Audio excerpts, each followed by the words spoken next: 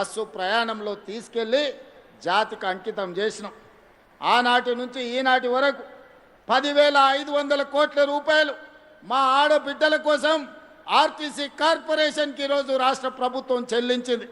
ఇక్కడున్న మా అక్కల్ని ఆలోచన చేయమంటున్నా.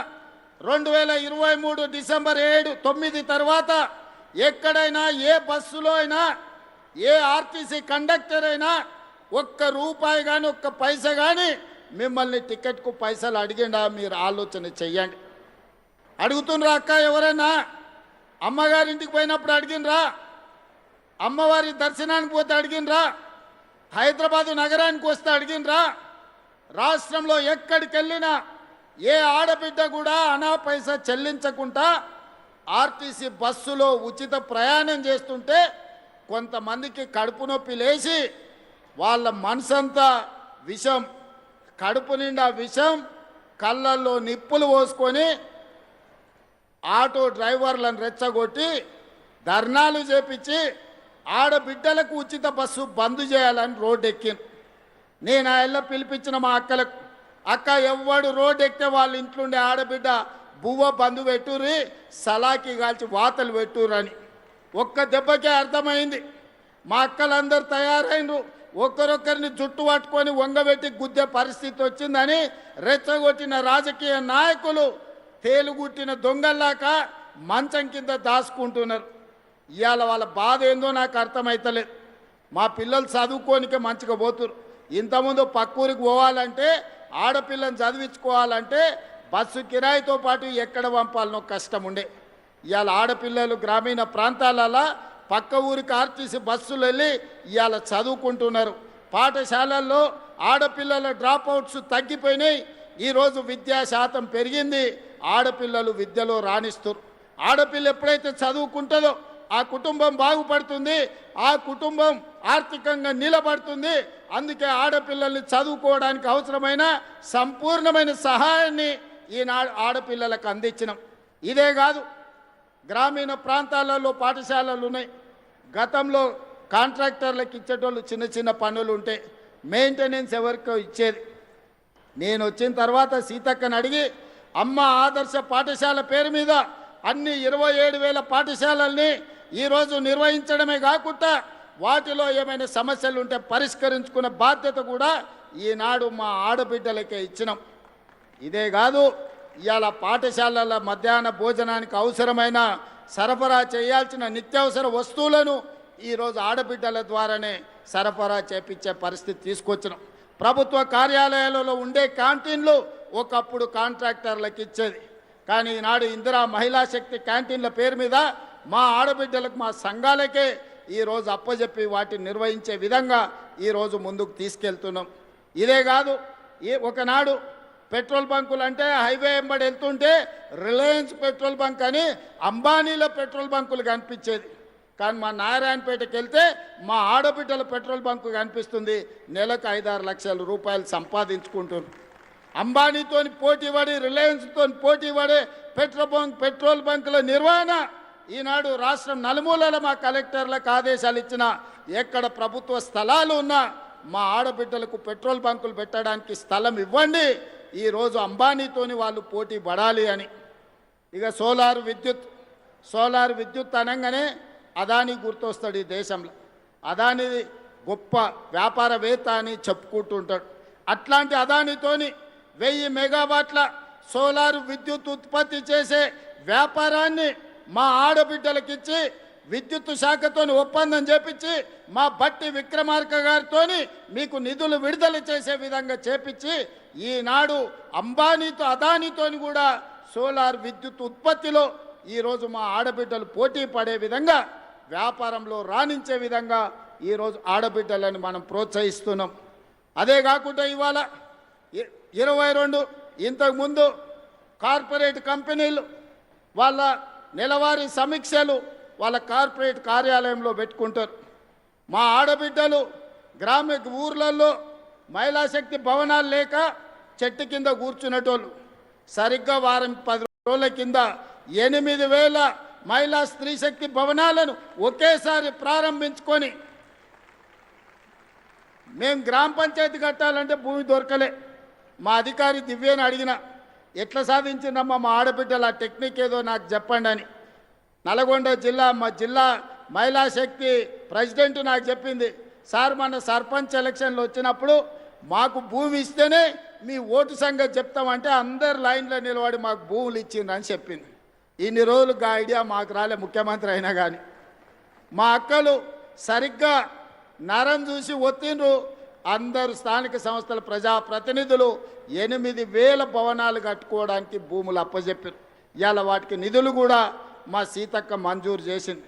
ఇదే కాదు, 22 జిల్లాలల్లో ఇందిరా మహిళా శక్తి భవనాలు కార్పొరేట్ ఆఫీసులతో పోటీ పడే విధంగా మీ జిల్లా ప్రణాళికలు, మీ భవిష్యత్ ప్రణాళికలను రచించుకోవడానికి అద్భుతమైన ఆఫీసులు కట్టుకున్నారు. నాకు తెలిసి తొందరలోనే వాటిని కూడా ప్రారంభించుకోబోతున్నాం. ఎవరైనా వస్తే మీ కార్పొరేట్ ఆఫీసులో కూర్చొని చర్చించే విధంగా, మీకు అమెజాన్ నుంచి ఎవరు వచ్చినా మీ ఆఫీసులో కూర్చొని తలెత్తుకొని నడిపించే విధంగా ఈరోజు మీ జిల్లా మహిళా శక్తి భవనాలు రాబోతున్నాయి. ఇదే కాదు, ఈనాడు హైటెక్ సిటీ ప్రాంతంలో మైక్రోసాఫ్ట్, ఇన్ఫోసిస్, గూగుల్ ఇట్లా చెప్పుకుంటూ పోతే ప్రపంచంలో ఉండే ఐటీ కంపెనీలు ఉన్నాయి. భూములన్నీ వాళ్ళకే ఇచ్చారు, వ్యాపారాలంతా వాళ్ళే చేసుకోరు. హైటెక్ సిటీ పక్కన చూస్తే ఎక్కడ చూసినా వాళ్ళే ఉండే. ఏ రోజు ఎవరు కూడా ఇన్నేళ్లలో మీరు ఆలోచన చేయండి, ఎప్పుడన్నా హైటెక్ సిటీ పక్కన 1000 కోట్ల భూమి మీకు ఇవ్వాలన్న ఆలోచన ఎవరైనా చేసిండ్రా?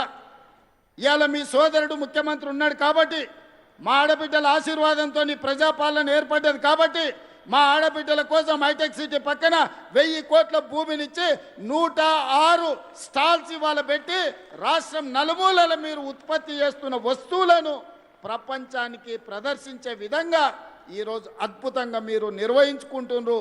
అక్కడనే పదం వైపు వేగంగా పరిగెత్తాలి అంటే 1 కోటి మంది ఆడబిడ్డల్ని కోటీశ్వరం చెయ్యాలి అని కంకణం కట్టుకొని ప్రభుత్వం ఉన్నది. అందుకే ఈనాడు మెప్మా వేరు, సర్పు వేరు ఉంటే ఈ రెండింటిని కలిపినాం. తండాలలో, గూడాలలో, మారుమూల పల్లెల్లో, పట్టణాలలో ఉండే మహిళలందరూ ఒకే గొడుగు కిందికి తెచ్చి 1 కోటి మంది సభ్యులను చేయాలని ఈరోజు పెట్టుకున్నాం. 67 లక్షల మంది సభ్యులు ఉన్నారు. ఇవాళ మనము చీరలు పంచుతే పండుగ పూట ఆడబిడ్డలకు చీర పెడితే సారెగా భావించే మా ఆడబిడ్డలకు 1 కోటి మందికి ఈరోజు ఇందిరా మహిళా శక్తి చీరలు మనం ఇచ్చినాం. మరి ఆ 1 కోటి మందిని ఇవాళ సభ్యులుగా మీ సంఘాలలో చేర్చండి. సభ్యులను చేర్చే బాధ్యత మీది, కోటీశ్వరులను చేసే బాధ్యత నాది, మా సీతక్కదని చెప్పి నేను ఈ సందర్భంగా మా ఆడబిడ్డలకు మాట ఇస్తున్నా. పోయినసారి పాలపిట్ట రంగు చీరలు ఇచ్చినాం. ఈసారి మా సీతక్క కట్టుకుంది. అక్క ఒక్కసారి నిలబడక్క, మీకోసం ఇచ్చే చీరనే ఇవాళ సీతక్క కట్టుకున్నది, చిలకపచ్చ రంగు. పాలపిట్ట రంగు చూసినా, చిలకపచ్చ చీర చూసినా మా సీతక్కలాక నిండుగా మా ఆడబిడ్డలు సంతోషంగా ఉండాలి, దసరా పండుగనో దీపావళి పండుగనో చేసుకున్నట్టుగా గుండెల నిండా ఆనందంతో ఉండాలి అని ఈరోజు మంచి చీరలు మీకు ఇస్తున్నాం. ఆనాడు వాళ్ళు కూడా ఇచ్చారు బతుకమ్మ చీరల పేరు మీద. ఎన్నడన్నా ఆడబిడ్డలు కట్టుకున్నారా? పొలాల గట్ల మీద పిట్టల్ని బెదిరించనికే కట్టుకున్నారు. శల్కల కాడ మొక్కజొన్ననో కందులో వేస్తే పిట్టలు తినకుండా, లేకపోతే పల్లి చేనులు వేస్తే పందులు రాకుండా చీరలు అడ్డం కట్టిరు. అవునా అక్క? ఇవాళ ధైర్యంగా నా ఆడబిడ్డలు ఈ చీర కట్టుకొని వస్తే నాకు నిజంగా చాలా సంతోషం వేసింది. ఇవాళ మా ఆడబిడ్డలు ఈ చీర కట్టుకొని వచ్చినప్పుడు మా ప్రయత్నం ఫలించింది. మా ఆడబిడ్డ చీర కట్టుకొని ఇంత దూరం వచ్చిందంటే గర్వంగా తలెత్తుకొని మిలమిల మెరిసిపోతుంటే మా ఆడబిడ్డలు వాళ్ళ కళ్ళల్లో సంతోషం చూస్తే కడుపు నిండా బిర్యానీ తిన్నంత ఆనందం నాకు వచ్చింది. ఏమి ఇచ్చినా ఈ సంతోషం రాదు, ఏమి చేసినా ఈ సంతోషం మిగలదు. అందుకే ఇవాళ మా ఆడబిడ్డలకు మాట ఇస్తున్నా, మిమ్మల్ని కోటీశ్వరులను చేసే వరకు విశ్రమించేదే లేదు. మీకు ఏమి కావాలని చేయడానికి మీ సోదరుడు ముఖ్యమంత్రిగా తెలంగాణ రాష్ట్రంలో ఉన్నాడు. రాబోయే రోజుల్లో మీరు ఇక్కడికి కాదు, ప్రతి పార్లమెంటు నియోజకవర్గానికి నేను వస్తా. వ్యాపార ప్రణాళికలు సిద్ధం చేసుకోండి. పెట్టుబడులు ఇవ్వడమే కాదు, వ్యాపారాన్ని మీ చేతుల ద్వారా ప్రభుత్వ సరఫరా అంతా కూడా మీకు అప్పచెప్పే బాధ్యత నేను తీసుకుంటా. దళారుల కోసమో కమిషన్ ఏజెంట్ల కోసమో తెలంగాణను దోపిడీ చేసేటోళ్ళ కోసం ఈ ప్రభుత్వంలో స్థానం లేదు.